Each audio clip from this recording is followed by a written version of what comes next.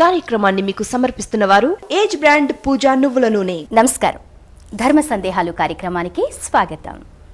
అనునిత్యం ప్రేక్షకులు ఎన్నో సందేహాలను కలిగి ఉంటారు. వాటన్నిటిని నివృత్తి చేసే ఏకైక కార్యక్రమమే భక్తి టీవీ నిర్వహిస్తున్నటువంటి ధర్మ సందేహాలు కార్యక్రమం. మరి ఈనాటి ధర్మ సందేహాలు కార్యక్రమంలో చిన్నపిల్లలకి సంబంధించి ఎన్నో సందేహాలు కలుగుతూ ఉంటాయి.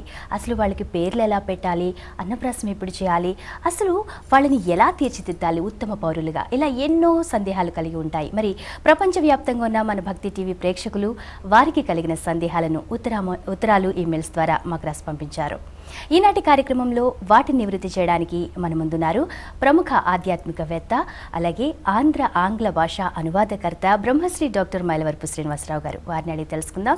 నమస్కారం అండి గురువుగారు. గురువుగారు, మొదటి ఉత్తరం చూద్దామండి. పద్మావతి గారు కరీంనగర్ నుంచి పంపించారు. పిల్లలకు అన్నప్రాసన ఎన్నో నెలలు చేయాలి అని అడుగుతున్నారు. అన్న అంటే అన్నాన్ని అశనము తినిపించడం. మామూలుగా అన్నాన్ని తినిపించడానికి అన్న అశనము అంటే సరిపోతుందిగా. అన్న అశన అని మధ్యలో ఎందుకు చేర్చారు? అన్నప్రాశనం ఎందుకు అనడం? అంచేత అన్నప్రాశనం అనేది మామూలుగా అన్నాన్ని తినిపించేయడం కాదు, అందులో ఒక విశేషం. సహజంగా మామూలుగా ఈ లోక రీతి ప్రకారం 6-8 నెలల్లో అన్నప్రాసన చేసేస్తారు. కానీ అన్నప్రాసన లక్ష్యం మాత్రం అది కాదు. పిల్లవాడు తల్లి యొక్క పాలని కనీసం 5 నెలలు తాగాలి. అప్పుడు మాత్రమే దృఢంగా, బలిష్టంగా,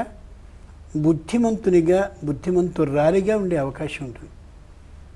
దురదృష్టవశాత్తు ఈవేళ తల్లులైనటువంటి వాళ్ళకి పాలు లేని కారణంగా ఈ జంక్ ఫుడ్లు గొంకు లేకుండా తింటున్నారు. కాబట్టి పూర్తిగా లేనిటువంటి సందర్భంగా చాలా చాలా అనారోగ్యకరమైనటువంటి బుద్ధి కలిగిన వాళ్ళుగా అవుతున్నారు.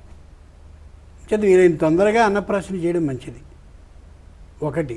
ఆధ్యాత్మికంగానైతే తండ్రి తన పిల్లవాడు లేదా పిల్ల కలిగినటువంటి 22వ రోజు నుంచి, అంటే ఈ బారసాల ఉత్సవం అయ్యాక పరమేశ్వరుడికి సంబంధించినటువంటి జపాన్ని చేసి ఆ జపశక్తిని బొటన వేలి ద్వారా మొట్టమొదట ఆహారాన్ని తినిపించేటటువంటి సందర్భంలో బంగారపు ఉంగరంతో వాడికి పెట్టాలి. పెడితే బంగారానికి ఏ విధంగా వన్నె తగ్గకుండా ఉంటుందో ఆ వన్నె తగ్గనితనం, తండ్రికి ఉండేటటువంటి సంపూర్ణమైన మేధాశక్తి ఆ పిల్లవానికి చేరుతుంది అనేది అన్నప్రాసన లక్ష్యం.